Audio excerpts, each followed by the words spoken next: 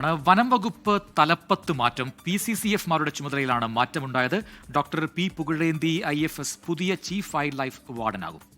ഷഫീദ് റാവുത്തർ വിവരങ്ങളുമായി. ഷഫീദ്, എന്താണിപ്പോൾ ഈ വനം വകുപ്പിന്റെ തലപ്പത്തെ മാറ്റം, അതിന്റെ വിവരങ്ങൾ?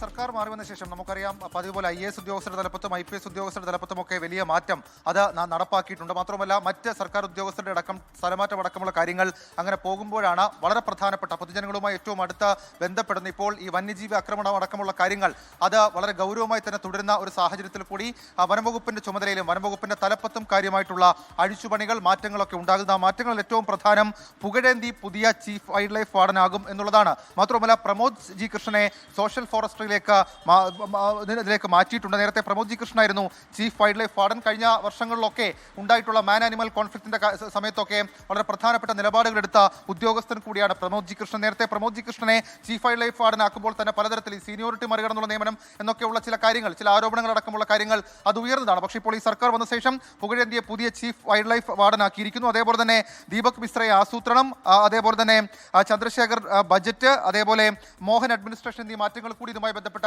വനം വകുപ്പിൽ വരുത്തിയിട്ടുണ്ട്. വനം വകുപ്പ് ഈ മാൻ ആനിമൽ കോൺഫ്ലിക്റ്റിന്റെ കാര്യത്തിൽ വളരെ പ്രധാനപ്പെട്ട ചില കാര്യങ്ങൾ, ചില നീക്കങ്ങൾ നടത്തുന്നതിനിടെയാണ് ഈ നീക്കം എന്നുള്ളതും ശ്രദ്ധേയമാണ്. അനുജ, അതാണ് വനം വകുപ്പിന്റെ തലപ്പത്തും മാറ്റമുണ്ടായിരിക്കുന്നു. വിവരങ്ങളാണ് ഷഫീദ് റാവുത്തർ നൽകിയത്.